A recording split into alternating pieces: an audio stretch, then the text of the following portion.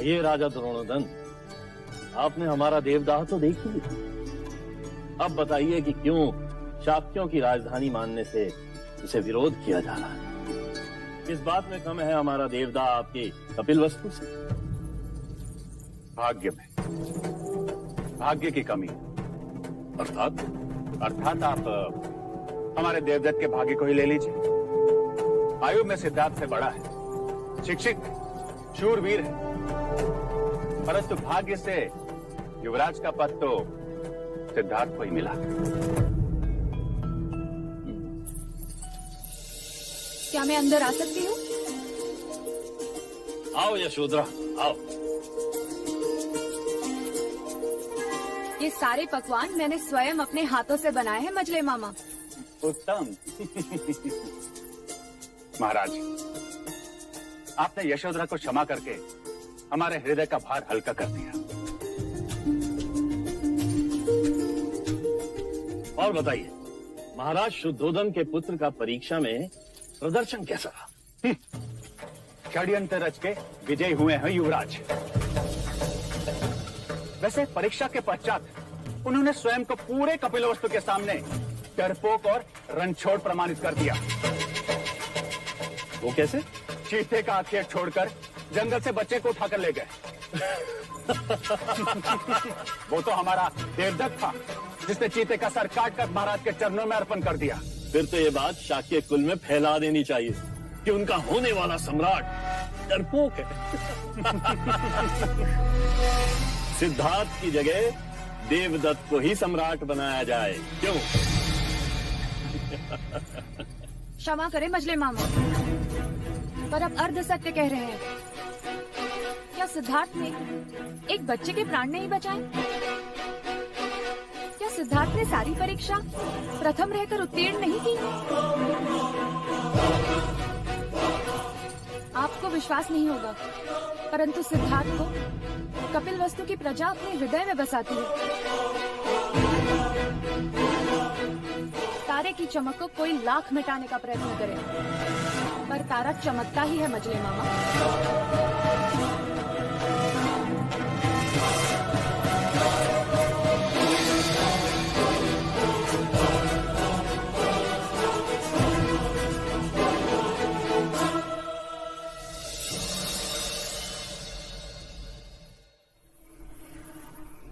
सिद्धार्थ, ये लो मेरी तलवार। मेरी इच्छा है जब भी तुम्हें देखो एक क्षत्रिय की तरह अपने शस्त्र के साथ देखो। इसका भार मैं नहीं उठा सकता। सिद्धार्थ की आचार्य कौंडिन्य के साथ घनिष्ठता बढ़ रही है। ये उन्हीं की संगत और शिक्षा का परिणाम है कि सिद्धार्थ ध्यान की तरफ आकर्षित हो रहे हैं।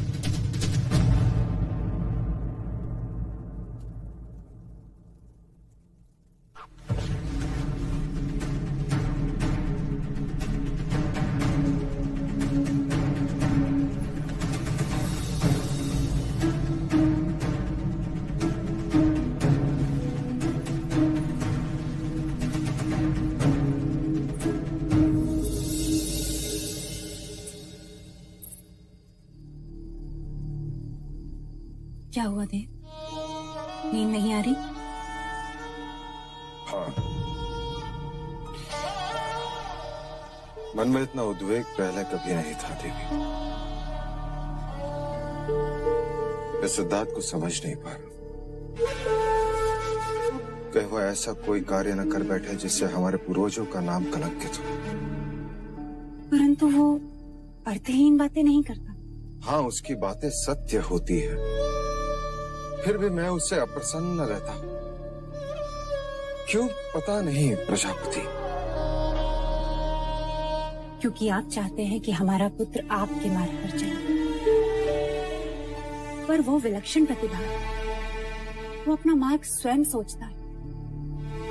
वो उनमें से नहीं जो आंखें मूंद कर पीछे पीछे चलते हैं। परंतु अकेले जाने पर मनुष्य भटक भी सकता है प्रजापति। बस यही भय आपके उद्वेग का कारण है। यदि असित मुनि नहीं आते और सिद्धार्थ का भविष्य नहीं बताते तो ये भय कभी नहीं होता और आपको सिद्धार्थ की सभी बातें सहज लगती। सत्य कह रही हो तुम। उसकी बातें मैं सहज स्वीकार नहीं करता।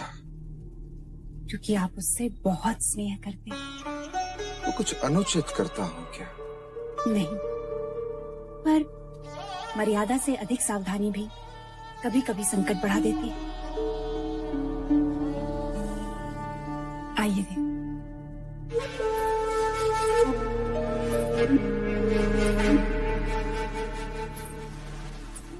अब आप सो जाइए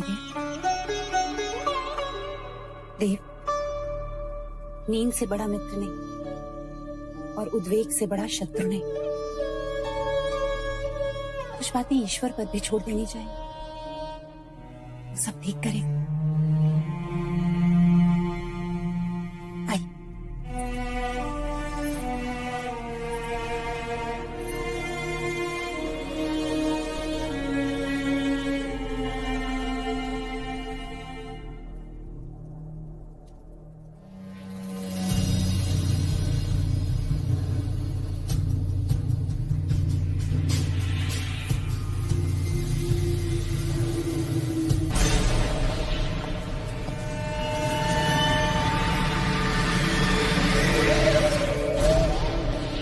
सिद्धार्थ!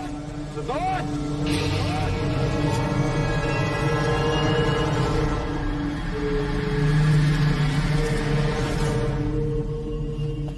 सिद्धार्थ! सिद्धार्थ! सिद्धार्थ!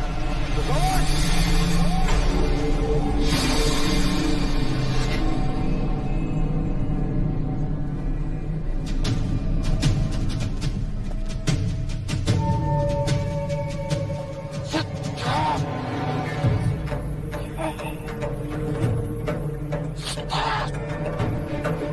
तेरा पुत्र सन्यासी बने, सन्यासी बने।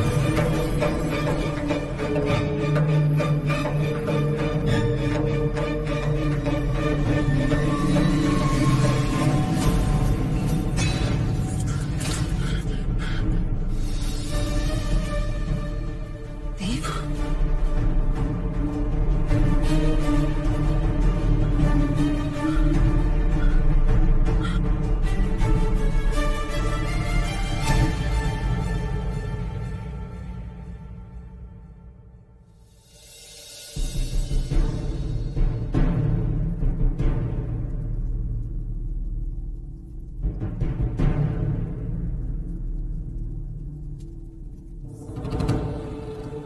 महाराज, आपका स्वप्न पहले प्रहर का है और ग्रंथ अनुसार पहले प्रहर का स्वप्न सच होता है। आप स्वप्न में सिद्धार्थ को ढूंढ रहे हैं, अर्थात आपके पथ से उसका पथ विपरीत है। दूजा, आपने सिद्धार्थ को समाधि में देखा, अर्थात वो शांति के पथ पर चलेगा। शरीर पर मिट्टी और पौधे, अर्थात उसने समाधि कई दिनों से लगाई होगी। उसने गेरुए रंग के कपड़े पहने, अर्थात उसकी विचारधारा मुनि और योगी की भांति होगी।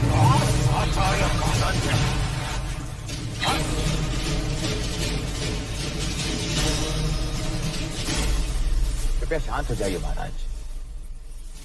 महाराज विचलित ना हो। पहले प्रहर के स्वप्न सत्य होते हैं, किंतु उसके एक नहीं कई संकेत होते हैं।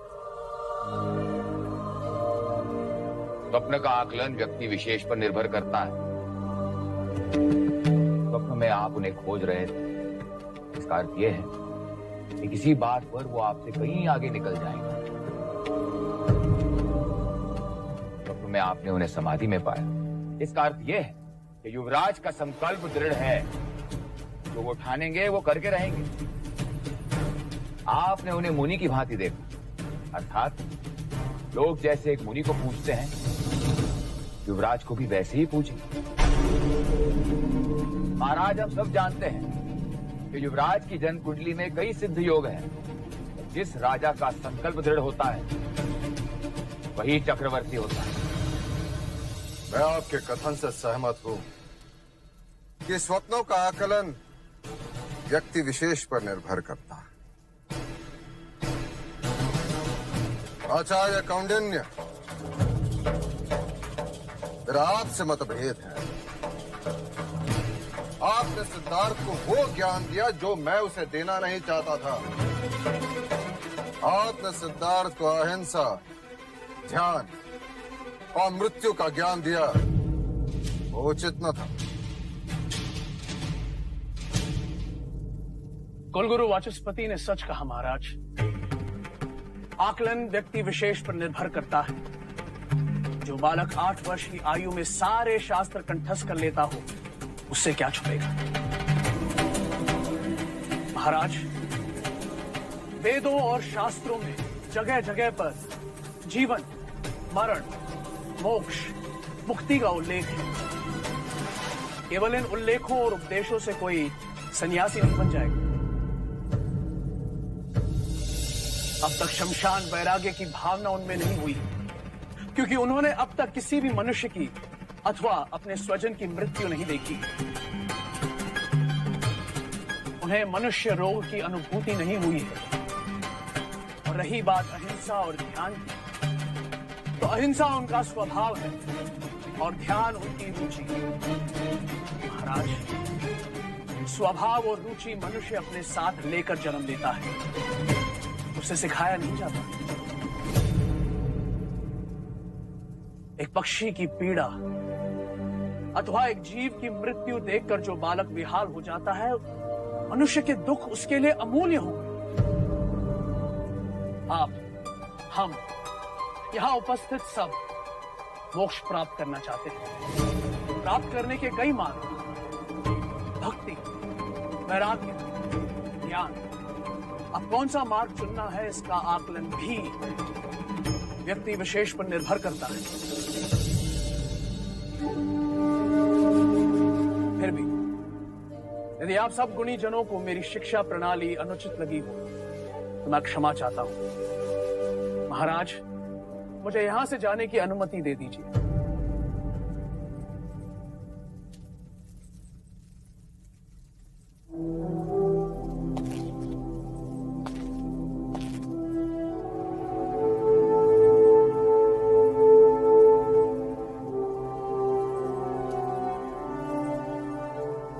आचार्य कौंडिन्य, कृपा करके दक्षिणा स्वीकार कर।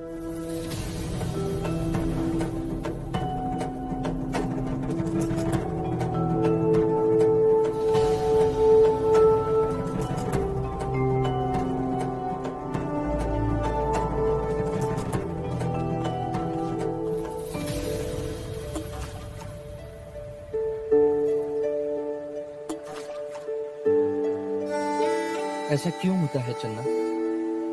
जब मनुष्य के जीवन में कोई साथ आता है तो उसे खुशी होती है, और जब छोड़कर चला जाता है तो ग्लानि। देवी गोपा के जाने का दुख है आपको?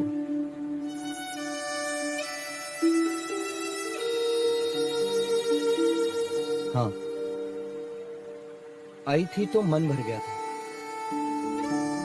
गई तो मानो कुछ खालीपन, जैसे आंख खुलते ही स्वप्न अदृश्य हो जाता है। अब मैं क्या कहूं युवराज, इस प्रश्न का उत्तर तो केवल आचार्य कौंडिन्य दे सकते हैं। मन के विषय में वो अधिक जानते हैं। हाँ, परंतु वो तो सवेरे से ही दरबार गए, न जाने कब लौटेंगे।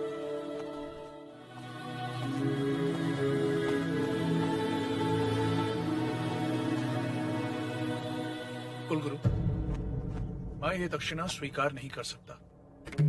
क्यों आचार्य? क्योंकि युवराज को दी गई मेरी शिक्षा महाराज को उचित नहीं लगी। आप उचित अनुचित को भूल जाइए आचार्य। कृपया आप इस दक्षिणा को स्वीकार कीजिए। नहीं, मैं अपनी शिक्षा के प्रतिफल में दक्षिणा लेता हूँ। केवल एक ब्राह्मण होने के नाते आश्रित होकर भिक्षा नहीं मांगता। क्या आप मुझ पर आक्षेप कर रहे हैं आचार्य कौंडिन्य? क्या आपने महाराज को प्रसन्न करने के लिए असत्य नहीं कहा? नहीं आचार्य, मैं इस राज्य का कुलगुरु हूं। मेरा कर्तव्य यह है कि मैं राजा के प्रति, इस राज्य के प्रति निष्ठावान रहूं। कहीं उनका विश्वास खंडित ना हो जाए। वो चिंता मुक्त रहें कि वो अपनी प्रजा का अच्छा पालन कर सके। क्या आपको ज्ञात नहीं कि असित मुनि के एक कथन से पूरी की पूरी एक पीढ़ी को कपिलवस्तु से निकाल दिया गया था? और आपका भी इस राज्य के प्रति यही कर्तव्य था आचार्य कौंडिन्य कि आप युवराज को क्षत्रियता का पाठ पढ़ाते, बाकी एक सन्यासी का। कुलगुरु, आत्मा भाग्य को साथ लेकर आती है। आपके अथवा मेरे कहने से कोई सन्यासी नहीं बन जाता। मैंने युवराज को वो प्रत्येक शिक्षा दी है जो एक गुरु को अपने शिष्य को देनी चाहिए। क्षमा करे गुरुवर्य, जीवन निर्वाह के लिए जो शिक्षा से समझौता करे उसे गुरु नहीं कहते।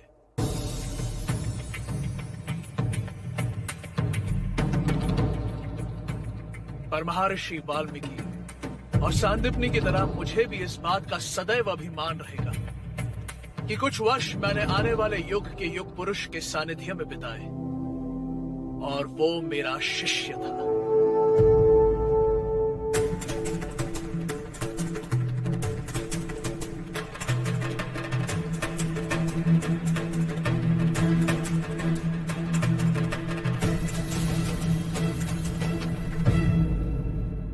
कौंडिन्य के विचार तो आपने सुने भाई महाराज। क्या अब भी आप मेरे विचार से सहमत नहीं हैं? अब हमें आचार्य कौंडिन्य के वानप्रस्थ होने की इच्छा पूर्ण करनी चाहिए। आपका क्या सुझाव है कुलगुरु वाचस्पति? राजन, उनके विचार और हमारे विचार भिन्न हैं। अर्थात आपका भी ये मानना है कि आचार्य के वानप्रस्थ होने की इच्छा पूर्ण कर दी जाए। परंतु महाराज, उनका रिक्त किया स्थान कोई पूरा नहीं कर सकता। और मैं शाक्यों का सिंहासन रिक्त नहीं रख सकता अमात्य। मैं सिद्धार्थ को सन्यासी बनते नहीं देख सकता। यदि युवराज के हित को देखा जाए राजन, तो कौंडिन्य की इच्छा को तुरंत पूर्ण करना चाहिए। युवराज वन में जाए या ना जाए, परंतु आचार्य कौंडिन्य को वन में जाना ही होगा। सिद्धार्थ! सच कहते थे आचार्य कौंडिन्य। कभी कभी आंखें खुली होते हुए भी मनुष्य बेध्यान हो जाता है। ऐसे कैसे? देखो, हम निकले थे महल जाने के लिए, परंतु पहुंच गए नगर द्वार। क्या हो गया? भाई लोगों से क्या हो गया? क्या हो जाने कुछ बोले तो नहीं। अभी तो दिन में क्या हो गया? पूरे क्यों नहीं रहे? कुछ बोले क्या हो गया? ये नहीं रहे।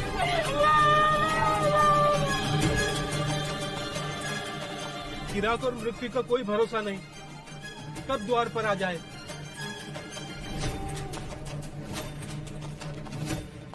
अरे वो देखिए, युवराज आ रहे हैं। युवराज! अगर युवराज ने इनके मृत शरीर को देख लिया तो क्या होगा? हमारा तो नगर निकाला हो जाएगा। देखो, हम ऐसा बर्ताव करते हैं जैसे कि कुछ हुआ ही ना हो।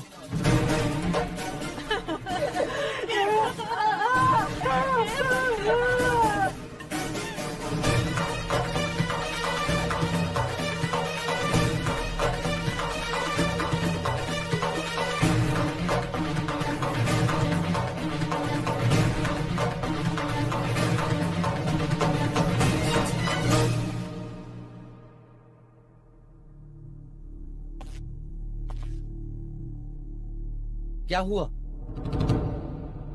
अब सबकी आंखों में आंसू कैसे? अब क्या बताएं युवराज, वो अभी अभी सूखी हवा की ऐसी आंधी आई कि सबकी आंखें गीली कर गई। आंधी? मैं और चन्ना भी यहीं थे, हमने तो कोई आंधी नहीं देखी।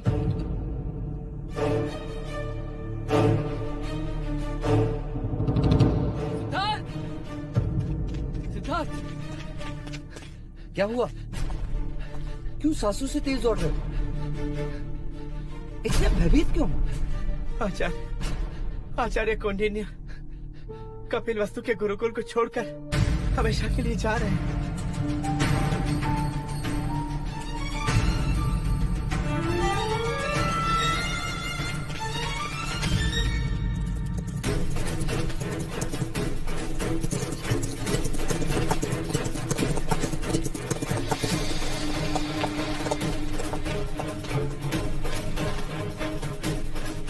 क्या ये सत्य है गुरुदेव कि आप हमें छोड़कर जा रहे हैं?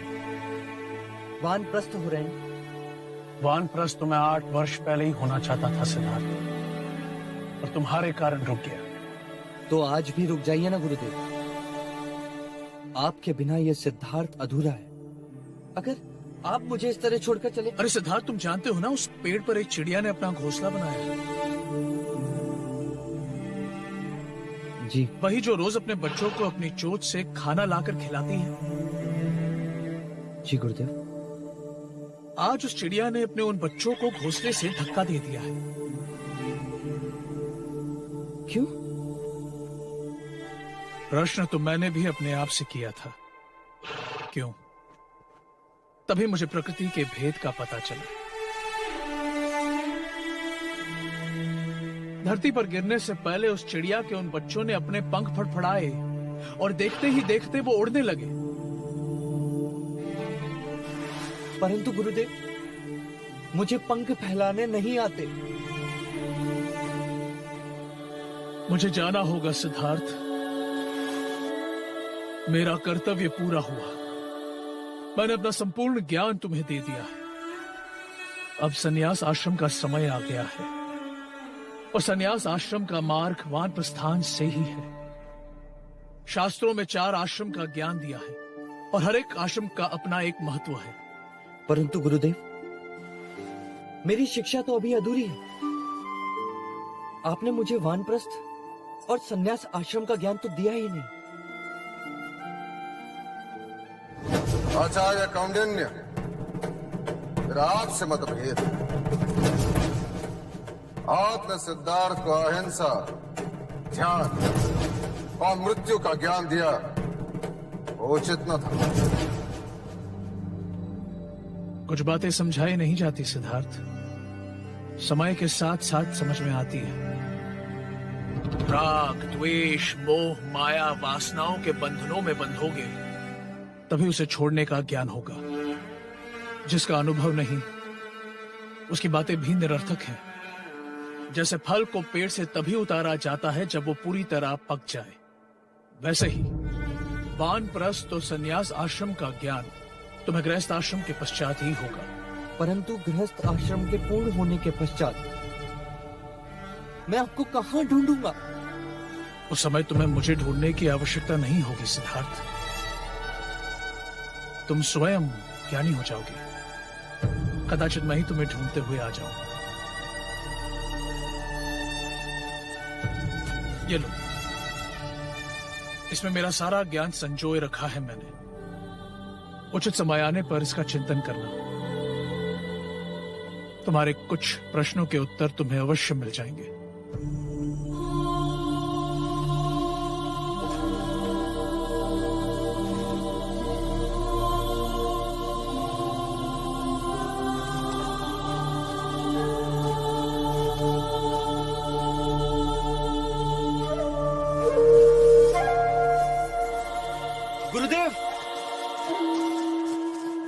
गुरुदेव, आपके बिना मैं अकेला रह जाऊंगा। गुरुदेव, रुक जाइए आचार्य। क्या तुम्हें ऋग्वेद की ऋचा स्मरण है? जी। तो आंखें बंद करो और बोलो। तत् त्वम असि, सह अहम अस्मि, अहम ब्रह्मास्मि।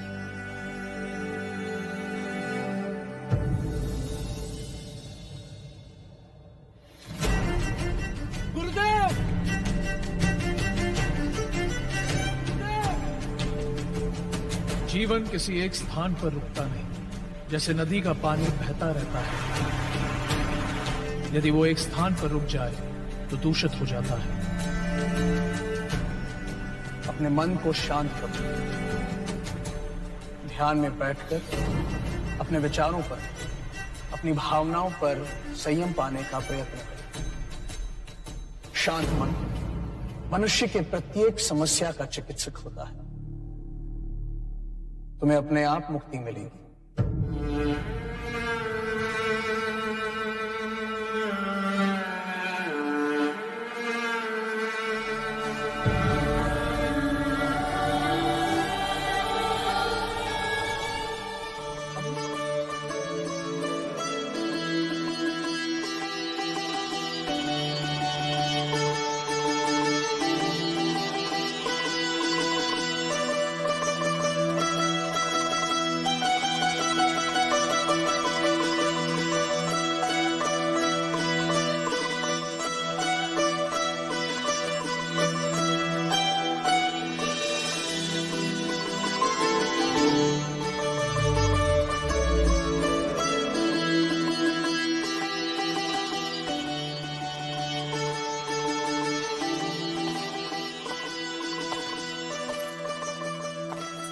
क्षमा कीजिएगा महाराज, किन विचारों में खोए हैं आप?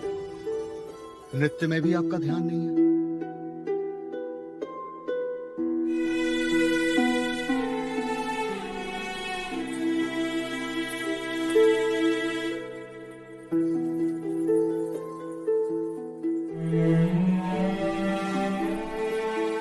क्षमा करें,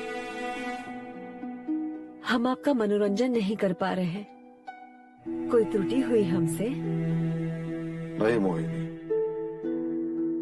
आज मन चिंताग्रस्त है। किस विषय में महाराज? असित मुनि की भविष्यवाणी तुम भली भांति जानते हो उदयन, और युवराज की रुचि ध्यान की ओर बढ़ती जा रही है। क्षमा करें, किंतु युवराज की सेवा करने का अवसर आपने हमें नहीं दिया। जब काम बाण चलता है ना महाराज, तो बड़े बड़े ध्यानी मुनि भी भोग की बोली बोलने लगते हैं, और युवराज ने काम का रंगीन संसार देखा ही कहाँ है। महाराज, मोहिनी बिल्कुल सत्य कह रही है। युवराज अभी तक कौंडिन्य के संपर्क में आए, इसलिए ध्यान की बातें करने, और जब वो इन सुंदरियों और मोहिनी के साथ रहेंगे तो भोग विलास में रत हो जाएंगे। महाराज, काम सबको पिघलाता है। यूं तो जीवन में कई अग्नि है, और अग्नि सब कुछ नष्ट कर देती है, किंतु एक अग्नि है जो सृजन करती है, जिस अग्नि से आनंद प्राप्त होता है, जो मन के वैराग्य को जलाता है और मोह पाश में जकड़ लेता है। ठीक है मोहिनी, आज से युवराज का उत्तरदायित्व तुम्हारा। काम शास्त्र तुम उसे सिखाओ।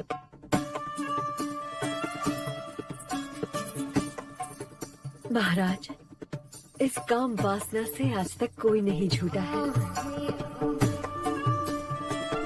युवराज को काम शास्त्र का पाठ हम पढ़ाएंगे। और हाँ महाराज, शिरच्छेद कर दीजिएगा हमारा, यदि युवराज कामारूढ़ न हो जाए तो।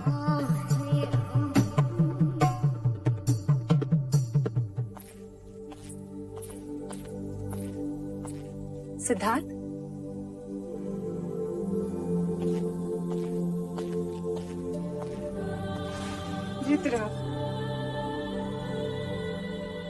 किन विचारों में डूबे?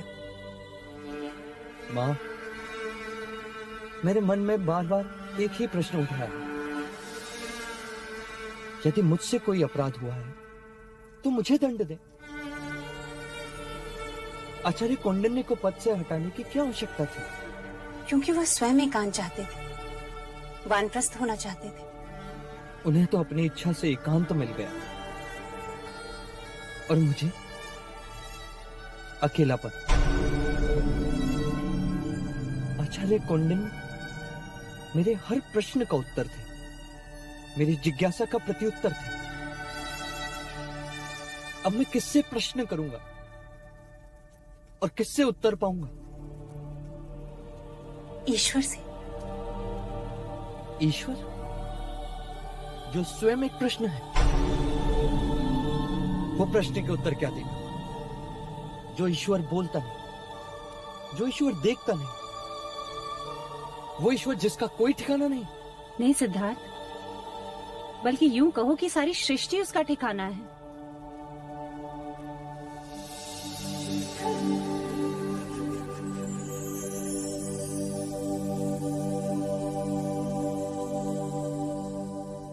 देखो,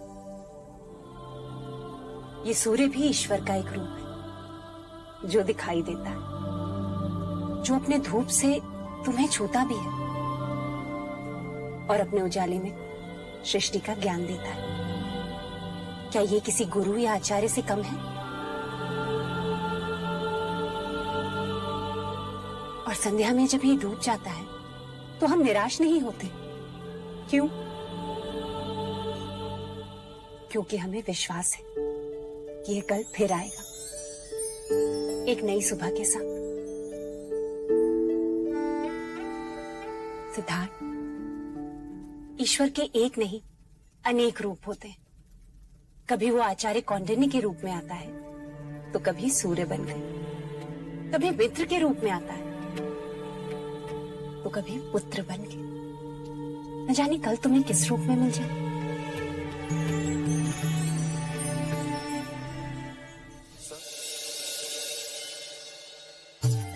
आइए महामंत्री जी, स्वागत है आपका।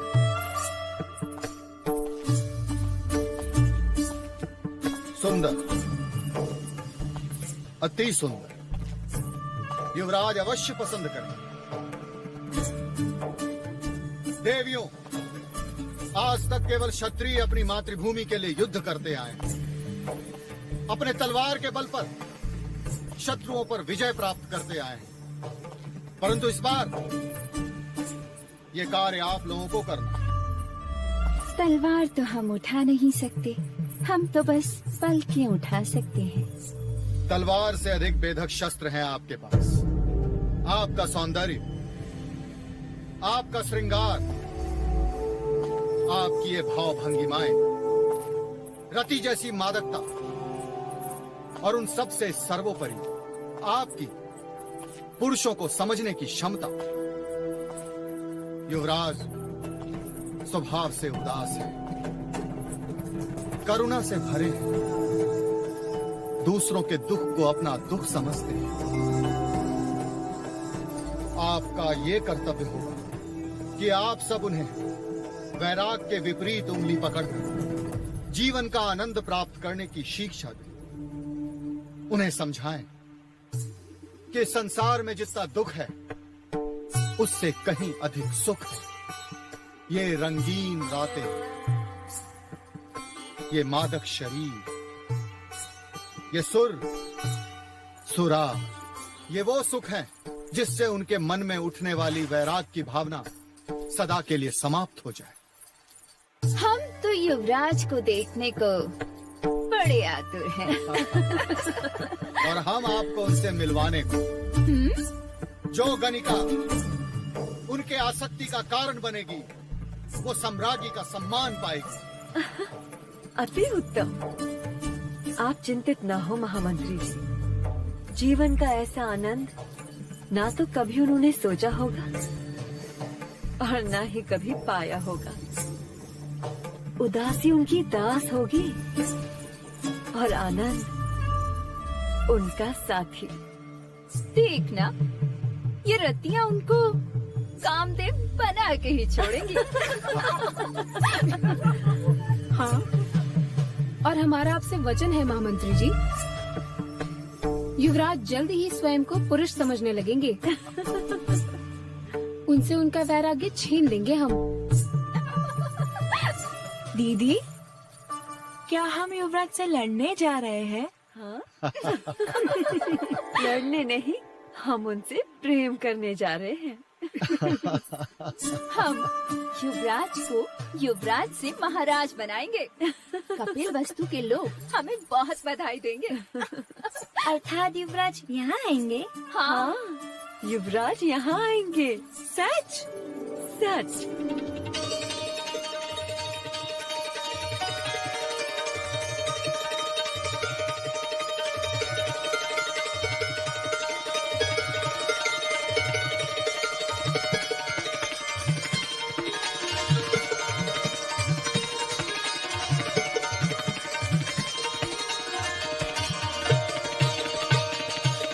उत्तम, अति उत्तम।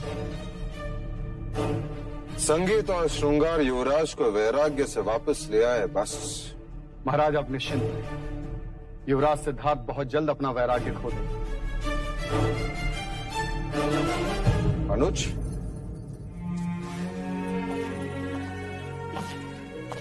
प्रणाम महाराज। तुम देवदास से कब लौटे? अभी अभी लौटा महाराज। अभी तक खुश तो है? जी। और महाराज दंडपानी? सदा की भांति बात तो मिश्रे की ही कर रहे थे, परंतु ईर्ष्या की गंध तो आ ही रही। आपसे और युवराज सिद्धार्थ से बड़ी ईर्ष्या करते हैं। महाराज, बोलो अंगद। कौशल नरेश का राजदूत आया है, महाराज से मिलने की अनुमति चाहता है। कौशल? जी महाराज। महाकौशल का राजदूत? क्यों? उसे कहो कि हम राज्यसभा में मिलेंगे। जो आ गया महाराज। कपिल वस्तु के शाक्य नरेश, महाराज शुद्धोदन, मैं आपको अपने पुत्र युवराज प्रसन्नजीत के राज्याभिषेक के अवसर पर श्रावस्ती पधारने का आमंत्रण देता हूं। आपकी उपस्थिति युवराज का सद्भाग्य होगा और मेरा बहुमान। मोहर कौशल नरेश, महाराज महाकौशल।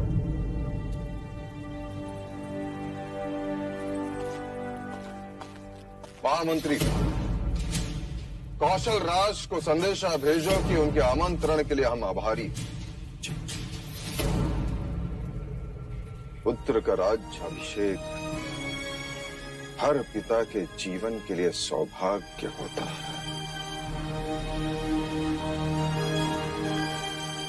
हम अवश्य पधारेंगे। महामंत्री, राजदूत को उनका सम्मान दिया जाए। जो आज्ञा।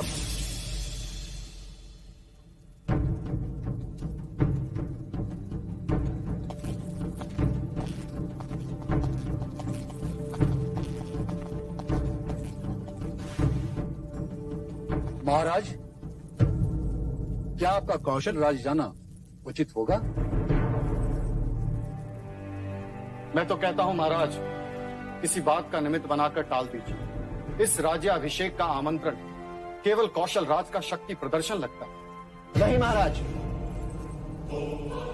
आपको वहां अवश्य ही जाना चाहिए। और यदि आपकी अनुमति हो तो मैं भी साथ चलूंगा। मुझे भी कौशल नगरी देखनी है और साथ ही युवराज प्रसन्नजीत को भी। हाँ हाँ, क्यों नहीं। वैसे भी आज नहीं तो कल हमारा सामना प्रसन्नजीत से होगा ही। नहीं, तुम नहीं जा सकते। किंतु क्यों नहीं जा सकता? यदि मैं तुम्हें ले जाऊं तो मैं सिद्धार्थ को कैसे मना कर पाऊं? तो आप सिद्धार्थ को भी साथ ले चलिए। नहीं देवदत्त, इस समय कपिल वस्तु के भावी सम्राट को वहां ले जाना खतरे से कम। क्यों हर बार सिद्धार्थ की वजह से मुझे सहन करना पड़ता है? क्यों आप उसे कोई भी कारण बता के मना नहीं कर सकते?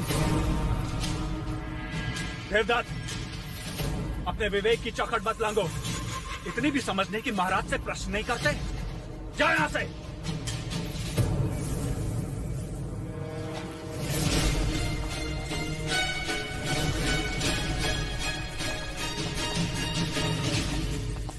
महाराज, देवदत्त की ओर से मैं क्षमा मांगता हूं। मैं उसे समझा दूं।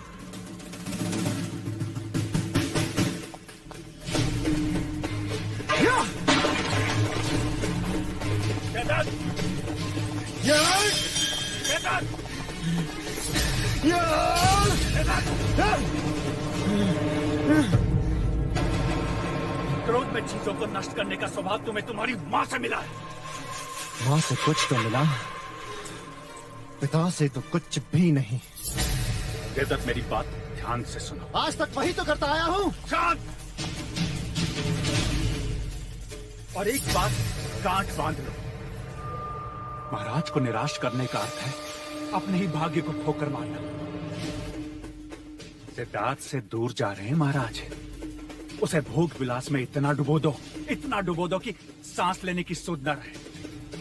उससे क्या होगा? विलास का अतिरेक उसे निष्क्रिय बना देगा।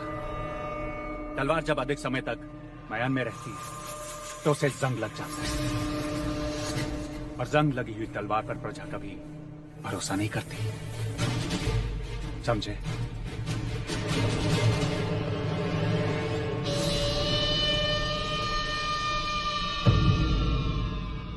सत्य कथा, पुरुषार्थ कथा, सुनो सुनो सिद्धार्थ कथा।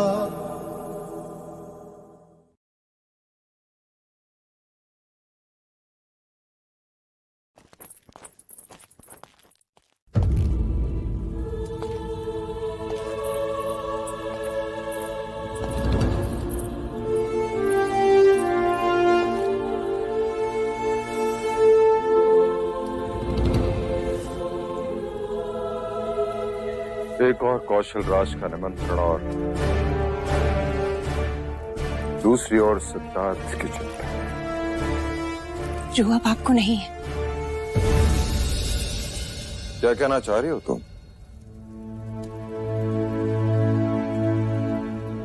सिद्धार्थ को रंग भवन भेजना उचित है क्या? उसमें अनुचित क्या? गीत संगीत भोग विलास क्षत्रियों का गुण धर्म है। किंतु इस आयु, हाँ इसी आयु में, क्या इस आयु में सन्यासी की तरह सोचना उचित है? मैं उसमें वो सारी कामनाएं जागृत करना चाहता हूं जो एक राजा में होनी चाहिए। मैं नहीं चाहता कि सन्यासियों की तरह वो अपने ही जटाओं में उलझा रहे। मैं चाहता हूं कि वो सुंदरियों के केशालाप से खेले, श्रृंगार रस खोले। कौशल राज की तरह मैं भी अपने पुत्र का राज्याभिषेक करना चाहता हूं। और हाँ, वो तुमसे रंग भवन जाने की अनुमति मांगने आए तो तुम उससे मना नहीं करोगी।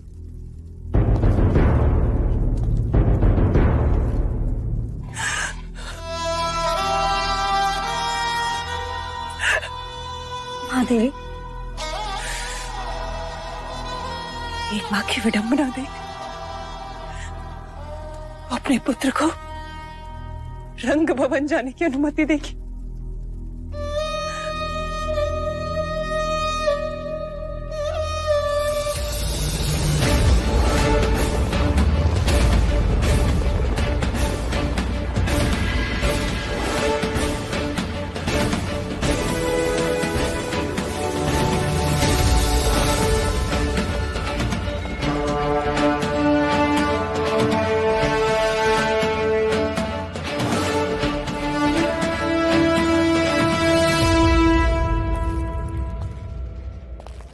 महाराज शुद्धोधन, कौशल राज्य में आपका स्वागत है।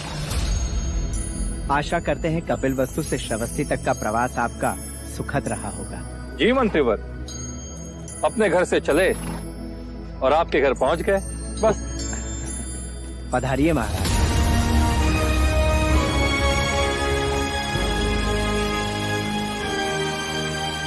महाराज शुद्धोधन पधार रहे हैं।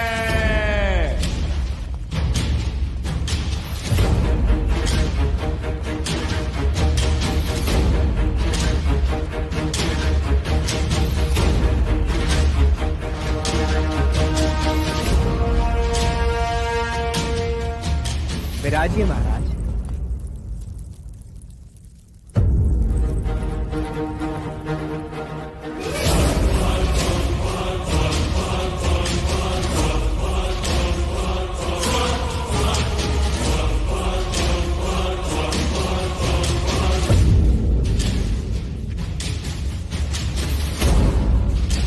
भाई महाराज, ये व्यापार समझ नहीं आया। गणराज्यों में आपसे बड़ा कौन है इसके लिए वो सिंहासन रिक्त रखा गया है? महाराज दंड पानी पधार रहे हैं।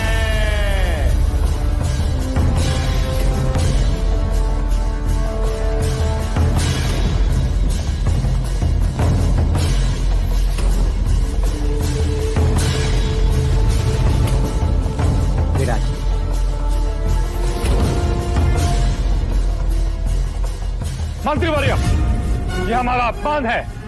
आप भली भांति जानते हैं कि शाक्य कुल के महाराज शुद्धोधन है और हमारी छत्र छाया में गणराज्य के सभी राजा आते हैं। क्षमा करें महाराज, परंतु राजा दंडपानी कौशल राज्य के घनिष्ठ मित्र हैं। तो क्या उनकी मित्रता की आड़ में आप हमारे महाराज का अपमान करेंगे? अब हम यहाँ एक क्षण भी नहीं रुक सकते। महाराज रुकिए।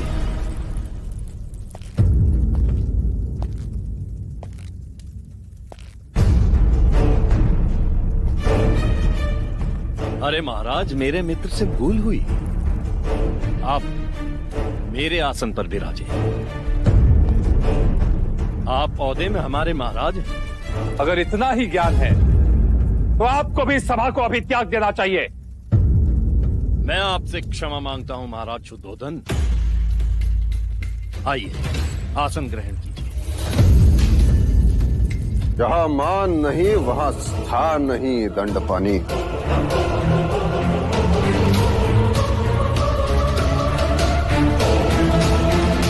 महाराज शुद्धोधन, मेरे मंत्री को क्षमा करें। यह नहीं जानता कि ये छोटे छोटे अपमान पर महायुद्ध आरंभ हो जाते हैं। तुम्हें इसी क्षण तुम्हारे कार्यभार से निलंबित किया जाता है।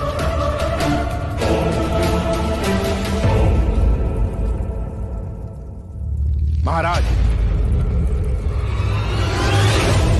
आप चाहे तो इसी घड़ी इसकी गर्दन इसके धड़ से अलग कर दीजिए, किंतु आप प्रसन्नजीत को आशीर्वाद देकर ही यहां से जाइएगा। यह मेरा आग्रह है कि आप हमारे अतिथि विशेष के रूप में राज्याभिषेक के साक्षी बने।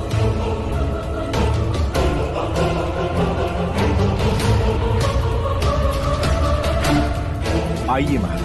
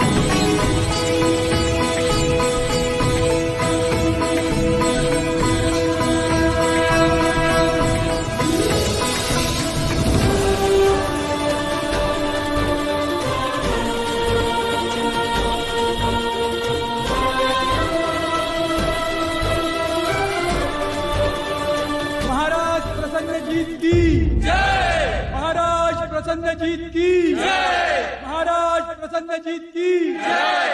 महाराज प्रसन्नजीत। भाई महाराज, क्या हुआ? कुछ नहीं अनुज, मैं अचानक सिद्धार्थ का राज्याभिषेक देखने लगा था। तथास्तु। जब सिद्धार्थ सजेगा तो सारा भारत वर्ष देखेगा।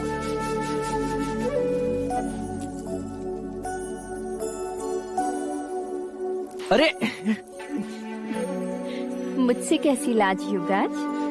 मैंने तो आपको बचपन में खूब सजाया है। मैं कहाँ लजा रहा हूँ? लाज तो स्त्रियों का कहना है। युवराज, सारे कुमार आपकी प्रतीक्षा कर रहे हैं।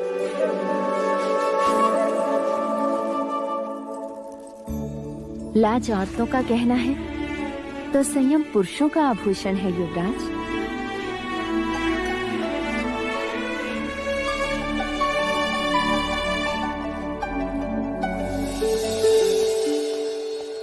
चलिए महामंत्री, मैं तैयार हूँ। बस कुमार, एक बार युवराज सिद्धार्थ आ जाए। सिद्धार्थ, मेरी बात मानिए, वो नहीं आएगा। उसे सुरा और सुंदरी दोनों में ही कोई रुचि नहीं है। उसे तो केवल पेड़ के नीचे बैठकर बांसुरी बजाने में ही आनंद आता है। लेकिन हम वहाँ पर करेंगे क्या? हमें कुछ नहीं करना है अनुज। जो करेंगी वो सब सुंदरियाँ करेंगी। वो क्या करेंगी? वो मदिरा का पान कराएंगी, मन बहलाएंगी और मैं तो बहुत उत्साहित हूँ महामंत्री। इस दिन की मुझे कई दिनों से प्रतीक्षा थी। लो, आ गए हमारे अतिथि विशेष। चलें? एक प्रश्न है। लो, हो गए शुरू। रंग भवन जाने का उद्देश्य? हम रंग भवन इसलिए जा रहे हैं क्योंकि अब आप बड़े हो गए, जीवन के नए पहलू पे दृष्टि डाल सके। उम्र के साथ शरीर और भावनाएं भी बदलती हैं। हर एक चीजों का ज्ञान आवश्यक है। वहाँ क्या होगा? सारी रात प्रश्न और क्या। माया का परिचय होगा, काम का ज्ञान होगा, वासना का बांध टूटेगा। कुछ बातें समझाई नहीं जाती सिद्धार्थ, समय के साथ साथ समझ में आती है। राग, द्वेष, मोह, माया, वासनाओं के बंधनों में बंधोगे तभी उसे छोड़ने का ज्ञान आता है। हाँ, चलिए महामंत्री, मुझे भी माया, काम और वासना से परिचित होना है। चलिए। क्या हुआ? एक और प्रश्न। चलिए। आइए।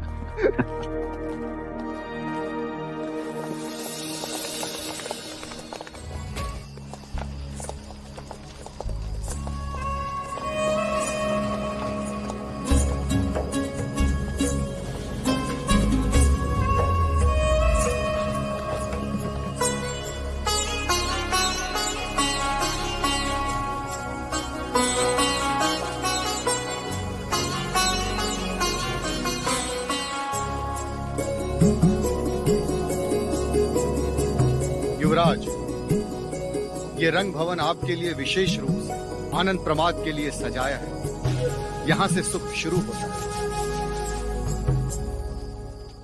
चलिए। राजकुमारों का स्वागत है। पधारिए।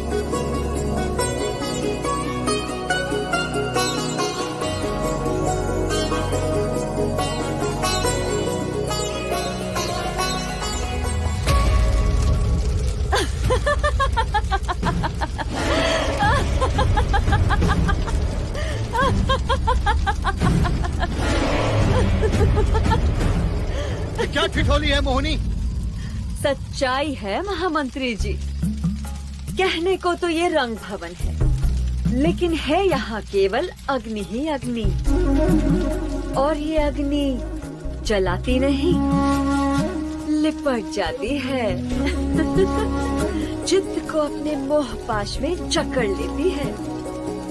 यदि राजकुमारों में हिम्मत है तो कदम आगे बढ़ाएं, अन्यथा लौट जाएं। आपकी बातों ने हमारी जिज्ञासा को चुनौती दी है देवी। अब लौटना संभव नहीं।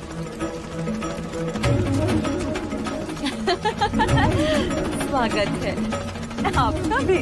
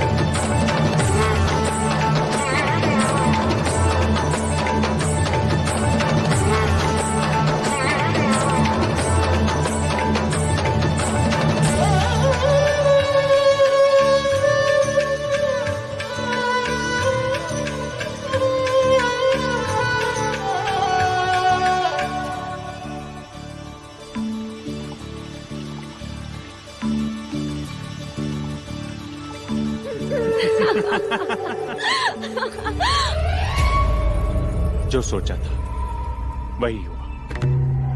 कहते हैं ना कि कमल कीचड़ में खिलता है। पर यहाँ तो कमल तल में ही धस गया। अब देखना, सिद्धार्थ कभी भी रंग भवन से बाहर नहीं आ पाएगा। और इस समय रति ने युवराज को अपने बाहों के पास में जकड़ लिया होगा।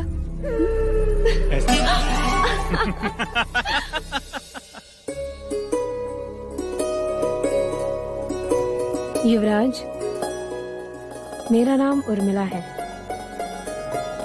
अब आप हमें अपनी सेवा करने का अवसर दीजिए। मुझे लगा तुम्हारा नाम सरस्वती होगा। मैंने सदैव वीणा को मां सरस्वती के हाथों में देखा है। कदाचित उनके पश्चात तुम ही होगी जो इतनी मधुर वीणा बजाती हो।